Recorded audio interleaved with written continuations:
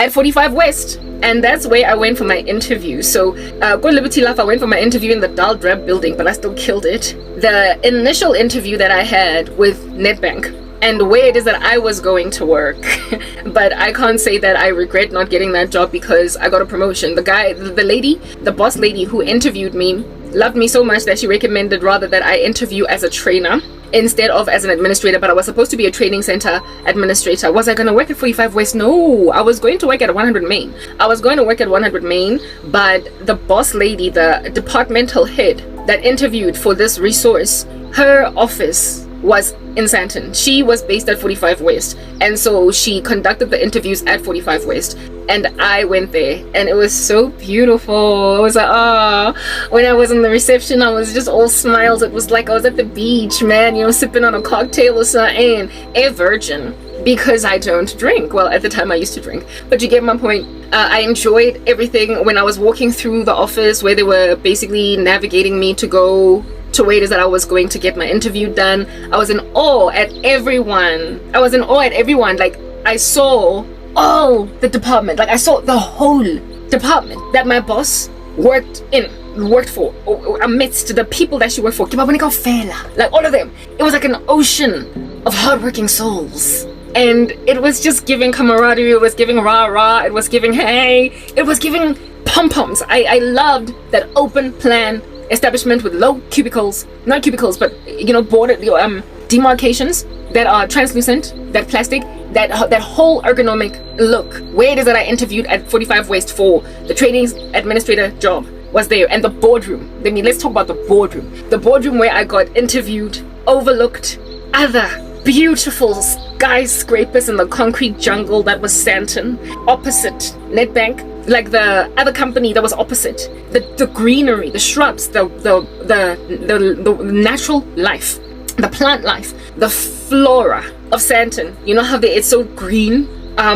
Even in the cities, there's like trees like everywhere in between cars and whatnot. On those islands that separate the lanes that go in different directions, there's like long trees. Sandton's beautiful. I mean, y'all know that. Y'all ain't gonna see no such trees in downtown Joburg. Like, it's just not gonna be happen. It's not happening. They invest in that because it's the most industrialized capital in Johannesburg. Not in Johannesburg, but in Africa. And Johannesburg is the most industrialized little city in Africa, and Sandton is the industrial hub or capital of. It's the industrial hub or capital of it all, and so they invest in green, they invest in nature right next to the concrete jungle. So it was just beautiful. The scene was gorgeous. It's clean, and you see outside Hausheba in the distance was there. Now, at the time, the Radisson Blue was yet to be built, but like, you basically just saw a whole bunch of skyscrapers around, okay, Tsako Rivonia. And however, wonderfully concealed was the noise, in that you wouldn't hear the bustling city on the outside, because they were soundproof, but you got to see. It was like the tantamount of being in an aquarium. Like you see the fish, but the water does not seep through. Something that was not quite the case at, listen to this, as a CCMA. South Africa, as in me, I'm gonna get to you. Like, I kid you not, me, I'm going to call you out for the nonsense that you are. How in the world do you establish CCMA offices in downtown Joburg, right opposite Gandhi Square, and have arbitration where staff members are fighting for their jobs after having had debacles in companies across Johannesburg, across this metropolis of ours, in Sandton, Edenvale, wherever they come from? They could be working for beautiful companies, beautiful buildings, and then they have to. I worked for a very beautiful building, and in a company that was in a suburb, and I had to go to downtown Johannesburg to fight for my future, because that company did me dirty. And I couldn't, it was so rough to concentrate. I could not for the first 20 minutes do anything but focus on the fact that I kept on hearing beep, CCMA in Johannesburg is a disaster, or at least it was at the time. I don't know if they've adjusted it. I don't know if they've since moved it, but the South African government is so cheap. That's what I'm getting at. It's so cheap that this very important leg of the execution of our Labor Relations Act, that they could not put it go Sandton, or even if you're gonna insist on causing some snob from Sandton to trudge through the dangerous streets of Johannesburg, struggling to find parking, because CCMA, there is no building where CCMA like visitors can park. You can't call in advance and say, this is my number plate, please arrange parking for me, because I'm gonna be there. Since it's an arbitration, it could go on for hours. You gotta leave your car parked bustling downtown Joburg. You gotta leave your vehicle parked somewhere downtown Joburg or be like Gandhi Square. Hope it doesn't get stolen, and also hope you're not gonna get a ticket for not paying those funny little things on the side of the street. You get my point. Just disaster. And yet this is the place where people go to fight for their careers, to lament against misconduct in the office. And some of them, like I said, are these snobs that are used to working in these lonely offices, and then they gotta bring their big Mercedes Benz to downtown Joburg and drive around in circles trying to find parking, and then ask around, where's the CCMA? Where's the CCMA? And once little CCMA thing, but this little window, this little door, as in South Africa. This, like, next door there, maybe there's some lady who rekisa my keep. Next door there is some Pakistani man that sells cell phone devices, and then in the middle, CCMA. Yeah, as in, and then you go in there, and they have no soundproof in their arbitration rooms. You will literally hear every sound. John, what's up? I haven't seen you in a while. Yo, dog, it's been a minute. And then come on, you hear people expletives. I am Delela man. Sure. And then Pasiako Gandhi Square. Hi Karabo, this is a recording. CCMA, I am advocate Tepiso Shabalala, and the I don't know what they call us, the accuser or whatever, the client, I can say what they call it. What is the I can't really say defendant or plaintiff in this case is Karabo Sizakele Hlongwane, and we are commencing. It is 1:30 in the afternoon, Tuesday, 2014, December 3. It is the discussion in question is kana kwateng sharp students at Gandhi Square. Oh my goodness! Yo, dog, literally every sound, every sound, you hear it through those windows. You hear everything. It's not even that high up so as to muffle out some of the sounds. It's on the 3rd floor. Well, I was like on the 2nd or 3rd floor or something, close enough to hear kids at Gandhi Square having a rap battle. Yes, like it, but yo, South African government done did that. Top of that, the building is old, furniture old, decrepit, sitting on some chair that you can tell, yes, like 40 people have sat on there and there's been no shampooing, so you are all grossed out. And that's the kind of stuff that can cause a person to be very, very distracted, very exceptionally distracted. Yeah, yes, and I'm getting to a point. Anyway, so that whole situation, Yako CCMA, you would never feel it, you would never sense it, you would never pick it up. Go Nedbank. Go that building 45 West. My interview, I was not out here listening to the bustling traffic on Rivonia Road. All I heard was my future boss, well, my future boss's boss, no, not my future boss's boss, but my future boss's colleague, because I ended up working for a woman on her same level, but another one, because I ended up working for the Hatfield branch, right? The Pretoria batch of trainers. Yeah, all I heard was my boss and I think HR that was there, just a panel, right, that was there for the interview.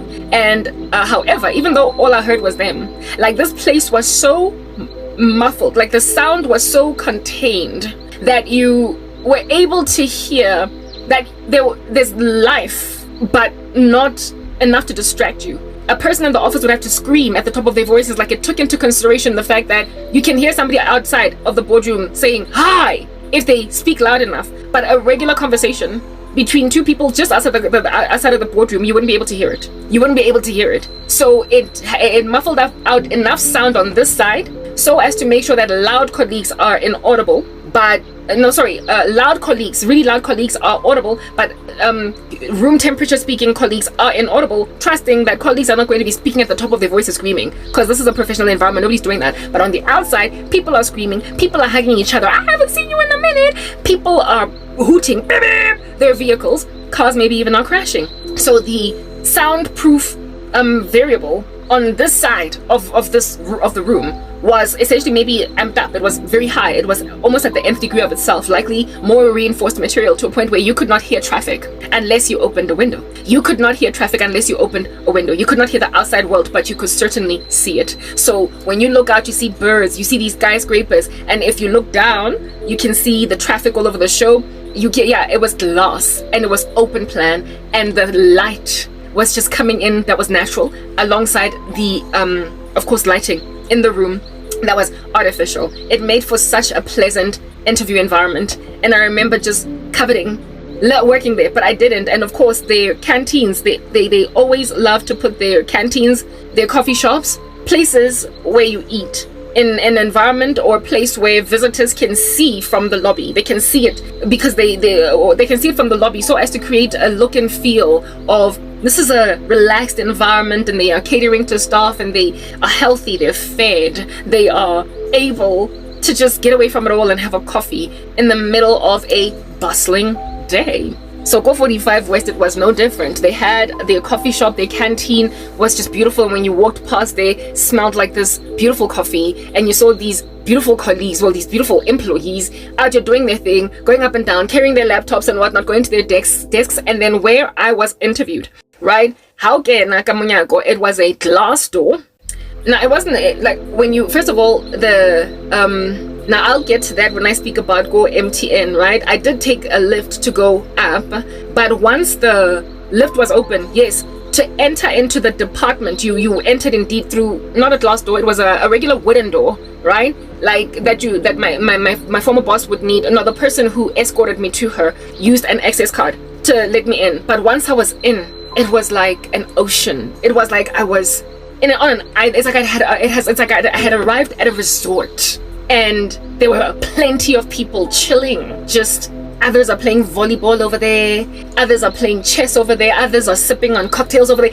It was so open plan, just this vast office space full of many people, like a sea, and every one of them had access to each other.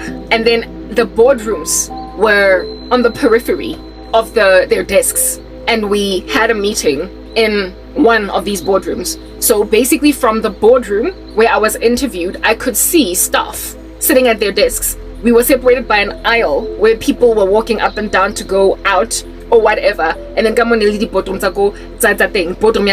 where I got interviewed, and it was so pleasant. Essentially somebody figured that out. Somebody wrote it down on paper and said, hey, it's a motivating environment.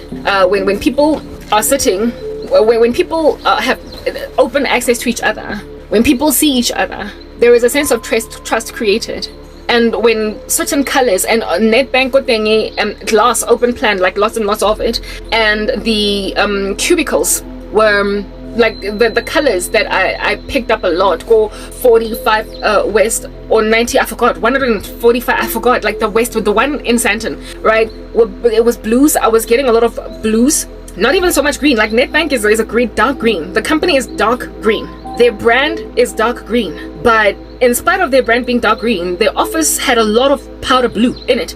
It's almost as if though they were counseled, yes, your company is dark green, but if you want to motivate and inspire staff, you cannot use that dark color everywhere. You cannot use it everywhere. You need a lighter color, and they were probably given palettes to basically choose from. They were given palettes to pick from. Like, what do you want to use? You can use these colors, because your company brand color, dark supercalifragilistic green, is not going to give the maximum effect that you're trying to achieve by employing us ergonomic specialists. So they went for like blue. They literally went, all I remember is blue, or maybe I'm confabulating, I can't recall, but all I remember was a lot of blue. You knew that you're working for Nedbank at 45 West, but the colors they largely were blue. And even in a very light blue, like a powder blue. Okay, so that's what was going on Nedbank, right? 45 West got it right, and I felt right at home. 100 Main was giving Libridge, right? And then there was MTN, which was a company that I worked for. And when I started working for MTN, they had just finished renovations. The staff members had just been placed in their floors, because in phases they rebuilt the whole building. I don't know what it looked like before. Marana hakika like 2009. Hence why in 2007, go Nedbank, that's when they started to refurbish the call center. So by the time I arrived, so like, chances are companies all over South Africa basically happened upon this discovery, had this epiphany, and in concert, in one fell sweep, around the 2006 or 7s, decided to refurbish their companies. And it would then take, what, a year, 2-3 years to do this refurbishment. So by the time I started working at MTN, it's about 30. Their construction work was just done. I remember this one colleague telling me, hey, you came right on time. What do you call this, construction work, like lots of construction work was going on in the office. You came at an opportune time where they had just built the building. I remember rebuilt the building. I remember, you know, interview when I came in go MTN. It was like, yes, like the building was glass, like all of it was made of just glass. And then when I went on the inside, I could see everything on the outside. Light was shining in through this. The reception was this huge open plan joint, and you could see everything that was happening inside. And they were only, I remember go Nedbank. They were not Nedbank, but Nedbank, right? At Nedbank 100 Main, and also at Libridge. I told you that there was 1, 2, 3, 4, 5, 6 of those dingy looking lifts that are to be making you feel like it's a nightmare on Elm Street, or your colleagues will freak you out, and you would also be scared to be in there by yourself, even though there's like lift music. You just don't, like, yeah, the lift is a thing, and they're also ensconced and closed in all of this concrete, yeah, type establishment thing. The same thing was true at 100 Main, at Libridge, 1, 2, 3, 4, 5, 6 lifts downstairs, and at 100 Main also 1, 2, 3, 4, 5, 6 lifts downstairs. Hey guys, South Africa, like, yo, I can say labor court, guys, man, South Africa, the government of the country refused to do that which corporate South Africa did.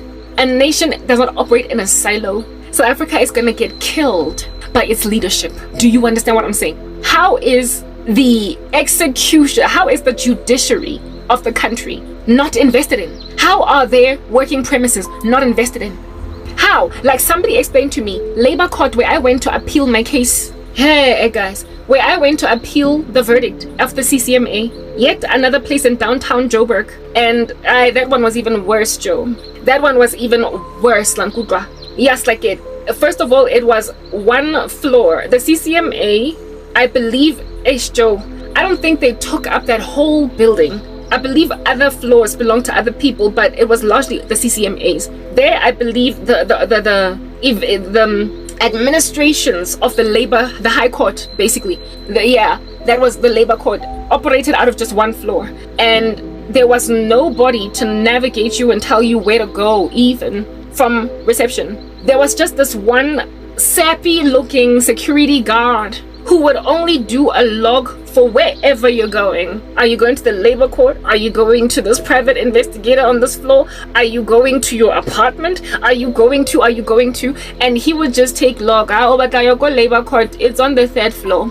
Sure, ma'am. Okay, so nkakala my guy mona these steps. No, ma'am. Somebody said lifts. How should I lifts that it is so dark? Like the lifts that thing. There were like 4 lifts. 1, 2, 3, 4 at the back. And it was in this shrouded, conspicuous corner. You would be scared to go in there by yourself, and it smelled of urine literally everywhere. That is the South African government for you. You then go to the labor court, to the layer, thing, and there's this like security heavy, like, it's not a turnstile, but a doop machine. What do you call it? Like a conveyor belt where you must put your stuff, and then it gets scanned, you get checked, you get searched, and then you get in. And then you get routed to the receptionist, and the disorder, Joe, the lack of like organization was just astronomical. The whole time I wasn't even sure if I was gonna get seen within the first 4 hours. It was a miracle when they called Karabo, so I guess it's their organized chaos, right? Yeah, that's what's good. And guys, it was just, I lodged my case, etc., whatever. The labor court is similar to the CCMA, only worse. And the labor court is a high court in this land. The labor court, the place where you appeal, basically. The actual court, I don't know, I can't tell you, I never got there. I've never been inside an actual ngandolo, strangely. Given that I've got so many legal issues, it's weird that I've never been inside an actual court. But I've never been inside an actual court. But what is this? My dad was a lawyer, so I've seen the outside of the magistrate court, go Jorison Street, and it's also giving the draft. I can say why the South African government did not invest in their court system, in where it is that their judiciary is placed, and how ergonomically this environment operates in order to make disgruntled souls on the ground feel right at home, and that literally recourse can be sought after in these environments because they're safe and they're enabling. There was no enablement. People were just in disarray, and like, guys, it was just terrible. And as if though the labor court was not bad enough, worse yet was yet another leg formulated by the South African government in order to enable people buying mali, but that they don't have money, but that nonetheless need legal services, right? They established this thanks to, indeed, the what do you call this thing? The Constitution of the country and the Bill of Rights, that everybody in this country has got a right, essentially, to be represented in a court of law. So where it is that people don't have money to afford a lawyer chilling in Sandton somewhere, they can go to a body called the Legal Aid Board. And even then, the Legal Aid Board does not deal with just any litany of issues that people can want to, dispute there. They're restricted to basically when you don't have sufficient representation upon escalating your case from the CCMA to the Labor Court. If you can't afford a lawyer and you want one, you can go to the Legal Aid Board. Divorce is enabled by the Legal Aid Board. Certain civil procedures are enabled by the Legal Aid Board. But you can't go to the Legal Aid Board over, like, what's this thing? Like a crime committed. That is taken over by the state altogether. You can't go to the Legal Aid Board to basically find representation for crimes committed or whatever, because the lawyers that award their services to the Legal Aid Board are essentially doing work pro bono, or they're offered a small little fee by the government and don't feel it necessary to give their all when something is too haughty. So rather just use a state prosecutor and Jefela, or a state attorney that has awarded you, and just run with that. Okay, cool beans and bananas. So as a result, go Legal Aid Board. When I took my case there because I needed representation, I didn't have money, I passed a means test, I was unemployed. Yo guys, I shame. Good thing you were basically at a clinic queuing. They were not really busy thing, and it is again just this downtown Johannesburg building that is, you can see that they've rented just this one floor, and it's just so chaotic all over the show. You don't know whether you're going to get anything did. And got the Legal Aid Board, they completely ignored my case altogether. And I called, and they said, no, we're on it. And they ignored it. Because the lawyers that offer pro bono probably looked at my case and they were like, it's too big. I'm not going to deal with this. There are too many facets to it, so we're just going to completely ignore it. Still to this day, I haven't gotten a call from them. It was just completely ignored. Or maybe Ijojo was paid bribe, angazi. But I've just endured a very taboo, weird disregard of my person by structures that didn't even twanela me. They just, anyway, my case has been bizarre. But I'm out here to let you guys know everything that I have experienced for the past decade and all the observations that I've made pretty much all my life have culminated me to this point where it is that I'm out here literally delivering judgment over South Africa to let you know that whether or not you're in denial about the fact that you're under siege is irrelevant, because bottom line is you are, and you are going to capitulate, cave,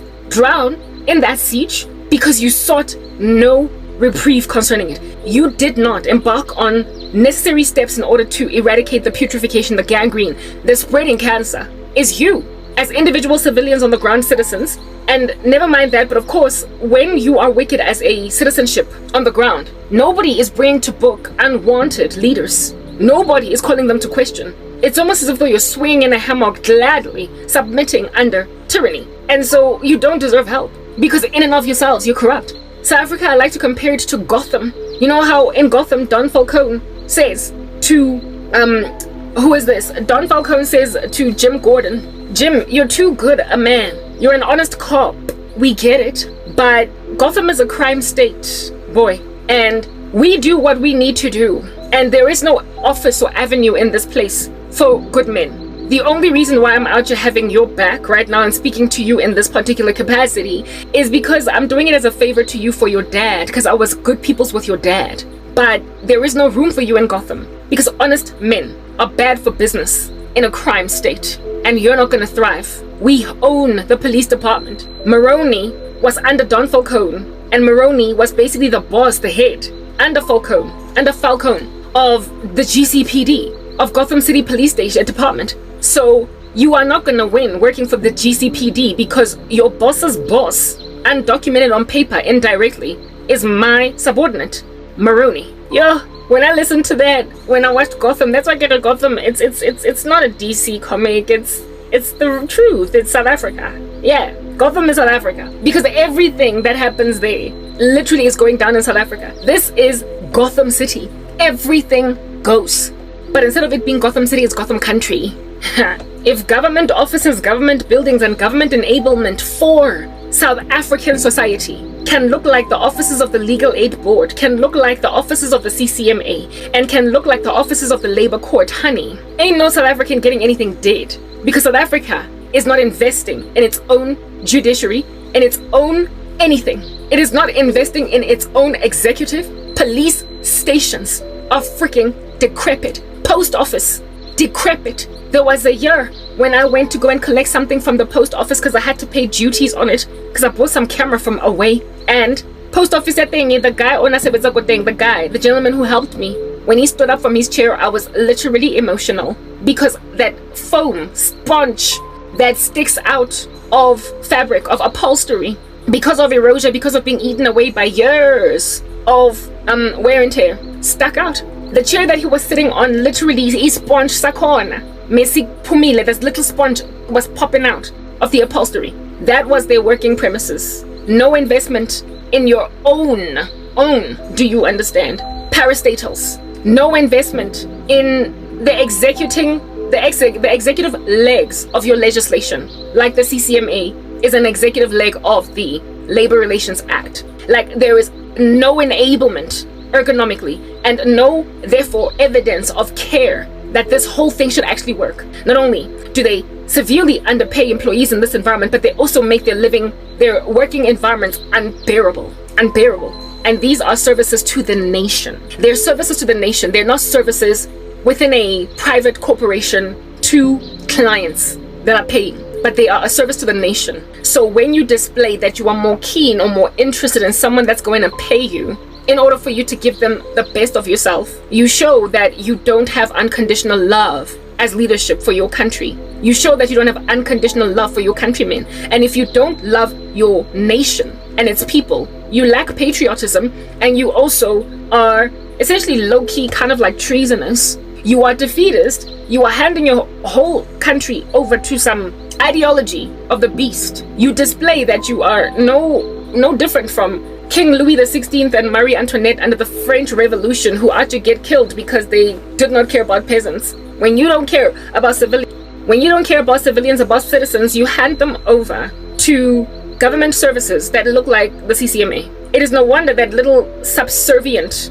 beast at the CCMA took a bribe, because I can't even begin to imagine how much he earned as an advocate for the CCMA. Because if you are an advocate for the CCMA, chances are you failed abysmally in trying to be an advocate and get yourself clients. In your own capacity, you are not good enough. You are not good enough to get South Africans paying you to represent them in court. So you are out just sitting under the government to give you a salary in order for you to arbitrate over people who are disgruntled by things that happen to them in corporate South Africa. So just like the JMPD out here taking bribes to let a drunk driver go, so too does an advocate of the CCMA take a bribe from MTN to say that Karabo resigned from her job even though she's sitting with a letter of dismissal. He supplemented his income because he was underpaid, because he was likely a substandard advocate to RJB getting all of South Africa trying to get him to represent them in whatever it is that they struggled with. It's a jungle out there. People can't afford legal aid, and the best lawyers come expensively, and people invest in them if they want to get away with stuff, or if they want their stuff done, if they want to win. So if you're lackluster, you're going to work for the South African government. So therefore, companies across South Africa know that, okay, Karabo is going, or Binki or Nelo or Patrick is going to lodge a case against the CCMA, against us at the CCMA. I know a guy who knows a guy. I know some dude. Gets about Tepa, gets about Mike, or Sebetsango CCMA. He's a crooked advocate. So every time we've got a staff member, all we need to do as HR is just call Impinje to, hey boy, njani? How's your son? How's your daughter? Does she enjoy the iPhone. Yeah, no, there's somebody whose case is coming there next Tuesday. Karabo Hlongwane, please just make sure that the stuff goes away. Yeah, make it look as if though she resigned, and right now she's out here throwing her toys out the car trying to make us look like we fired her. Yeah, and the guy was like, sharp, for how much? I don't know how much they paid him, but it must have been maybe like 20K, 30K maybe, to make my case go away. And he made it go away. And look at me 10 years down the line, still unemployed. Because Kimole Abuti Uduzi Unkile bribe ya MTN to utterly decimate the life of a woman he did not even know. Yeah, that is a byproduct of the investment by our government in their own parastatals and in their own executive legs of statute. They claim in their statute writing that they care for the country. Look at us in the government gazette tell you that you've got all these rights. And look at us have no regard to employ them, effect them, have no regard to enforce them. When now the rubber hits the road, because you're gonna have to go to some decrepit building in downtown Joburg to arbitrate just to get these rights awarded you, just to get these rights enforced. And when then they don't do what is right, you're gonna have to go to another decrepit building to appeal. And when then they are unreliable, you're then gonna have to go to yet another decrepit building that looks like a public clinic, where you're going to sit for hours waiting for you to be promised that you're going to get pro bono support because you passed a means test, only for you to never get called again. But hey, Karabo, you've got a constitutional right to earn a living. You've got a constitutional right to dignity. You've got a constitutional right to a freedom of expression as well as a freedom of religion. You have got a constitutional right to, what do you call this, life, but only insofar as we decide that we're going to, be serious about effecting the law where you're concerned. I did not even bother to go beyond the Legal Aid Board or even the High Court because I knew that I only have one shot. If at all I should decide to come back for recourse, I knew that I only had one shot, because once you are messed up, once you are rejected, once your case is basically thrown hot water on at the High Court, you only have one of two choices left: either the Supreme Court of Appeal or the Constitutional Court if it's a constitutional matter. If I were to appeal what the Labour Court said, because I got some shoddy lawyer at the Legal Aid Board, or because another random crazy person was bribed at the Labour Court, I was going to be told at the Supreme Court of Appeal if that went awry as well. And again, with the Supreme Court of Appeal,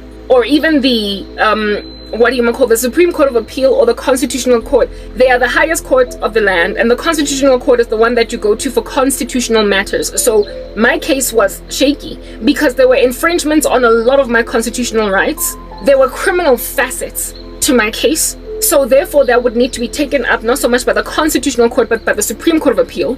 And there were also civil facets that were not constitutional, and so it was literally a die like that you would throw, a roll between Labour Court and Constitutional Court. The most ideal court I would imagine would have been the Supreme Court of Appeal. But listen to this. I say the Supreme Court of Appeal because my case was, yes, there were a lot of constitutional rights of mine that were infringed, but it was largely a civil issue, and it was also largely a problem with, a criminal issue. There were so many civil and criminal facets that the constitutional matters that I had could have to a certain extent been arbitrated under the Constitution, under the Supreme Court, or maybe both. But I don't think you can take the same case to both courts. I don't know. I stand corrected, right?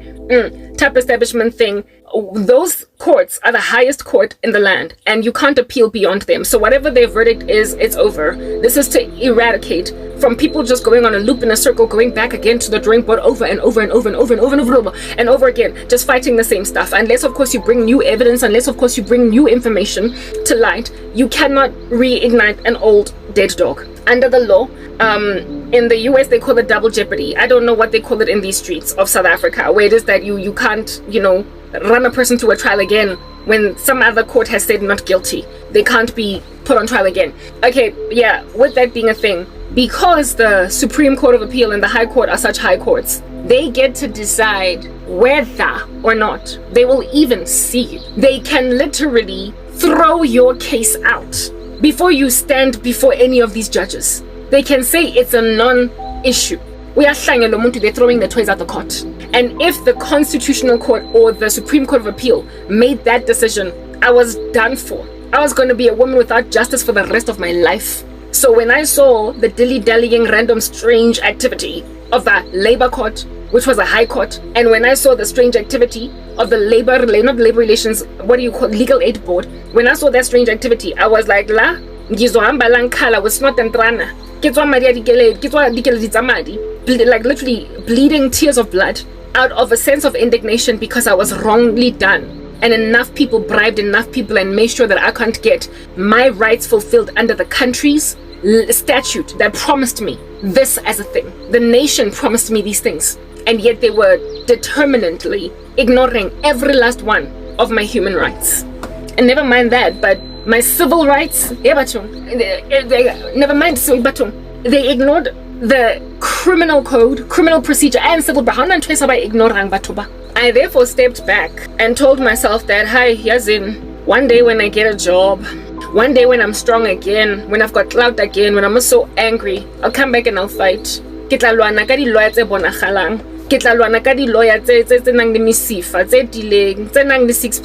will come and fight when I have a job. I cannot fight right now because they are literally going to run me around in circles until I'm drained of every last resource. So I'll come back later. It was at that point, because I've been very candid with my whole entire journey, when I said ngizobuya ke bashapileka emang that's when then MTN went out of their way to essentially blacklist me in South Africa to make sure I don't ever work. That's when they did below the belt stuff, like say to Investec that I was dismissed, so as to make sure I don't get my shares, the shares of which amounted to hundreds of thousands of rands when you cash them. At the time, with the share price, MTN, it was literally running in the hundreds of thousands of rands. How much those shares would have been worth. The underwriter, the shares, Investec, was given a code of dismissal, and so they what is this? They said I forfeited them because I was dismissed. But with UIF, they said that I resigned, so I could not have an ability to maintain my apartment, maintain my anything. That's what MTN did to me through HR. Bang sabotagile, bang kwalla ditsela everywhere I went. They literally burned a building because they committed egregious acts of insolence against me. They just destroyed the life of an innocent woman and saw it fit to bury me under some sand. South Africa did that. I'm done. What MTN did, like civilian, listen, HR at MTN, they are civilians, they're citizens. They are not soldiers, and they're not the head of state. They are civilians. So you can blame the ANC as much as you want, South Africa. You can blame your government as much as you want for your crazy, but understand that that silly HR lady, those silly HR employees, that silly HR executive at the time that was heading MTN, this decision that they made, to harass the life of an innocent woman, they were acting in capacities as civilians, as citizens, and not so much as heads of state or even the executive, not members of the judiciary, not members of the separation of powers, basically. The judiciary, the executive, or the legislature. They were not acting in the capacity of government. They were acting in the capacity of citizen. And if the individual citizens on the ground are as corrupt as they are, there's nothing you can do for an entire country. Honest South Africans are civilians or citizens of Gotham City. They are living in a crime state where everybody is doing whatever they want to do. And so they're in angst. There is nothing they can, there's nowhere they can go. When they want recall, when they want rights to recourse, they sit in snake-like queues and they're waiting for antibiotics at a public hospital at the legal aid board. They sit to no avail in the CCMA to try and gain justice, only for an advocate there to be bribed by the organization that this individual works for. To give them, listen, this advocate at CCMA nabata home fa 3 months salary when they committed gross misconduct against me by doing what it is that they did. And when I said no, listen to this, the verdict was that I resigned. So first they tried to give me 3 months salary, and when then I fight anyway, because I wanted 24 months salary, minimum 12 months, because they committed gross misconduct. I had done my research. Bahana. And then they concluded at the end of that arbitration that I resigned. I resigned. If I had resigned, why did you feel a need to give me 3 months salary? They basically purged themselves at that particular juncture that they were guilty, because you don't give a guilty person that just walked out of their job 3 months salary. You don't give them any damages, but they decided to award me 3 months damages. I fought that. I was like, I am owed minimum 12 months, but I'm gunning for 24 months. And I was still going to be able to, under the civil code, take yet another damage lawsuit up against MTN for other things that they did to me that were just uncivilized. Because these people realized that they were dealing with a beast that knew what in the world under heaven she is about. When it's about stories high, bang blacklist alang kutwa. Yeah. South Africans are endured through citizens, civilians, lay Janes and lay Joes on the left and on the right that are subjugated to the tyranny of that forest system, sitting in decrepit buildings in rainy weather, waiting for justice, only for you to get told that I'm sorry, unless you're divorcing your husband, I can't help you. If you have a real issue, like as in a big civil issue, like as in Bakoshile, and it's an unfair issue, we can't help you. And even with this divorce between you and your husband, just make it 50-50 men, even though you were not married in community or property. It's just a matter of it's just a matter of getting stuff out the way. Finish it, gas speech. So citizens of South Africa, citizens of Gotham City, frustrated now because they are run by yet more citizens, yet more civilians that are corrupt and crooked, all happy to continue to vote for the corrupt and crooked government headed by the ANC. You can't just blame your crazy leaders, because lelona lidi rabiosh.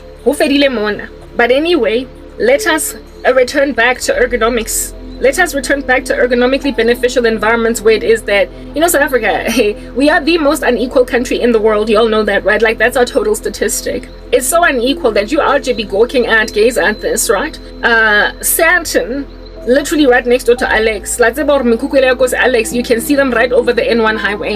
And yet, Sandton is this Lonnie joint that's so pretty, so affluent. So it is no wonder there's so much crime happening in the Sandton area from Abantu Basa Alex. Now, Alex and Sandton is not the only severely unequal random ecosystem. There's also then Muldersdrift and Deep Sluit in my neighborhood. That's another little Alex versus Sandton. People living in absolute affluence on the left, and just over the road, just over Beyers Nadir proper, you're dealing with Deep Sluit residents, Mikuku, like shacks right next to estate mansions and such large, vast patches of land belonging to one family that you can't even calculate how wealthy they are by simply gazing at that farmland. And that's what's good. That property that they own, that's what's good. Not so much farmland, but just that property, the vastness of that land. That's how South Africa is. You literally will have people that are separated by nothing but a road, living two completely different lifestyles. Hence why we are the most unequal country in the world. And then it happens inside families. This shack that I live in is my own little version of a dystopian Deep Sluit or Alex, while my family are living a Sandton life. Lifestyle in my lifestyle in my lifestyle in my life. That's them. But the lifestyle. But I'm living in some decrepit shack. Yeah, I'm in Alex, right next to Sandton. I am in Deep Sluit, right next to Muldersdrift. And the South African government and what offices, not offices, but what services that they offer to the people on the ground, right next to the private sector, basically corporate South Africa. It's like Deep Sluit met the Sandton Santi.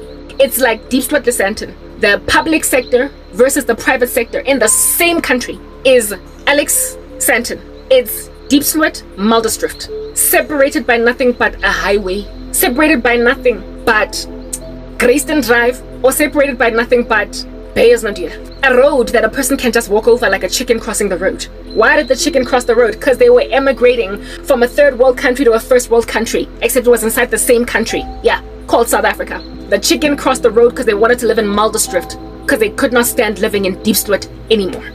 That is how closely proximal poverty is right next to opulence in this country. And you expect that that's not going to burst out at the seams into civil war. Literally, I apologize. You are naive. You have thrown yourself in this position and I ain't got nothing to give to it. I ain't got nothing to do with it and I ain't trying to roll with it. But you are joining these streets thinking it's a going concern. I'm leaving. America. Thoroughly comprehend whether or not you want me going. Bottom line is Lincoln's a Goldilocks. You've eaten all of my Kellogg's cornflakes while I'm like famished in the morning. I don't appreciate you stealing my breakfast. So what's gonna happen is I go balamasifofane and I'm not gonna look back. Whether or not you're off the imagination, and that's not gonna give. I don't care that you imagine or anticipate that my YouTube channel that is under perused is going to stay under perused. Bottom line is literally the FBI of America is going to set me free from South Africa. Because Nike go by a chickion trying to cross the road to go back to Muldersdrift, because that's where I started. Because now I've been thrown by people kicking me like a soccer ball in all of their insanity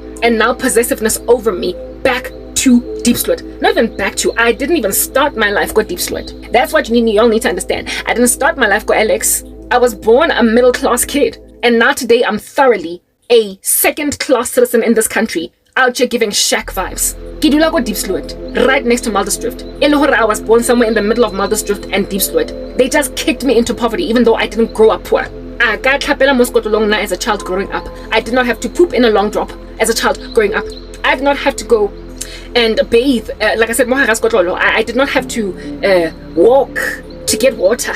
I was always living in tiled houses with showers, everything. Holy warm. You can hear with my English accent changing over the years because I watch a whole bunch of American content. Mara, ke a snob, model C. What do you want with the twang something? Because from grade 2, I've been in an English school. I was there for like 3 years of the beginning stages. After that, in a little the teachers the students that are diverse across these streets of all different races. I'm what they call a snob, coming from a regular South African middle class family, having grown up largely in suburbia, even though it's at Lagos Soweto. So for me to go and live, never mind back go Soweto kasi, mara go Mikukunya go Soweto go kasi. Where I stayed. It was brick and mortar. My grandmother's house in Tladi Soweto was the first one, not even shortly after apartheid ended, but during apartheid. And after apartheid ended, to be the most industrialized house in that whole street, because my grandfather worked for the apartheid system as a construction worker. Because he was a builder. His raw materials and his skills, and he built Hlongwane by himself with his own bare hands, taps and everything, running water, plumbing. He put it in when nobody else in the Kasi had it yet. While everybody was still out here, we were out here, so basically we were the Lani family in that whole street because of my grandfather. That's what's good. So I've always known Bobeter, essentially, in comparison to everybody on the left and the right of me. And so this poverty that people are trying to make me roll around in, you are literally creating for me a socioeconomic class that I wasn't even born in. Essentially, you are not creating wealth, you are creating poverty. You are not creating wealth, South Africans. You are creating poverty, because people that don't even come from poverty and who have not induced poverty into themselves through irresponsible feats like, for instance, drug use, what is this behavior that is reckless, like sexual proclivity, like random stuff that can make a person that comes from a rich family end up on the streets, end up living in a highway house, prostitution, out here gawking at you because you would not keep yourself in a bunch under daddy's laws in his house. You as a little rich kid, a person that did not squander themselves with worthless activity on the come up, when then, having been a law-abiding, honest citizen of a country, and one fateful day in all of their honesty, they then get disenfranchised by a degrading socio-economic class deterioration, a socio-economic class demotion, without having called it on herself, and then also not get supported, enabled by family members that she has on the left and on the right in the horizon that are maintained in their middle and upper middle class lifestyles. Literally one among them is living a deep sweat life while everybody else is living an Alex life. Not an Alex, baby Zang, Santon life, a Muldersdrift life. When in a country you do that to citizens, when you don't create wealth but you rather create poverty, go fail at sis. Like I'm telling you right now, you're done for. You are done for. Because look at your government buildings. Gaze longingly and lovingly at the executives, at the executive buildings based on our legislation, where we're supposed to get recourse under beautiful laws. And tell me if anybody can affect the law of South Africa from Gandhi Square Rasitseng when you're arbitrating a CCMA case. Connect bank, corporate, private sector. I had an interview in a bustling Santon city, in a bustling Santon metropolis. Outside, trucks driving, cars hooting, people like hugging each other. And yet I didn't hear a single thing. I was able therefore to concentrate in my interview. But when then a company like Nedbank did me dirty, MTN, and I now had to fight under my country's law because I was right, I was the plaintiff in this regard. I have to go and fight for myself. Gandhi Square. I have to go and fight for myself. Gandhi Square. Children out here rapping, parents yelling at their children, people talking about how they're gonna see each other tomorrow, this, that, and the other. I have to somehow keep myself focused and concentrated in that. But yeah, guys, I'm not even lying to you. Not everything I say in a book back. First of all, it's got evidence. First of all, if you have been to CCMA, you will know what I'm talking about. But even if you haven't been to CCMA, it's literally embarrassing because the whole thing is recorded. The whole thing is recorded, and from the beginning to the end, that entire arbitration, you can hear Gandhi Square in the background in the arbitration that is recorded from beginning to end. A 3-hour tape, or is it 1.5 hours? I stand corrected. A 3 hour. It was 3 hours. A 3-hour arbitration that you can listen to from start to finish. Literally, the noise of Gandhi Square. You try everything in your power, not just Gandhi Square, but downtown bustling Johannesburg. You try to make it white noise, to sift it out on the back end, but you can't. The only thing that can sift out that kind of noise is what it is that I eventually experienced in the middle of that arbitration, an adrenaline rush. I started to notice that this person was bribed. I started to notice that Lomuntu Lona is not going to be fair where I'm coming from. So therefore the endocrine system kicked in. My endocrine system kicked in. And I had a fight or flight response, adrenaline. And with adrenaline pumping, I decided to fight. And that's why that arbitration lasted 3 hours. Labantu, they brought me a wad engaga as apparent evidence against me, the way that they were so unprepared and all over the show. My boss couldn't even look me in the eye, and he was only in there for 20 minutes out of the whole 3 hours. I was there to fight him.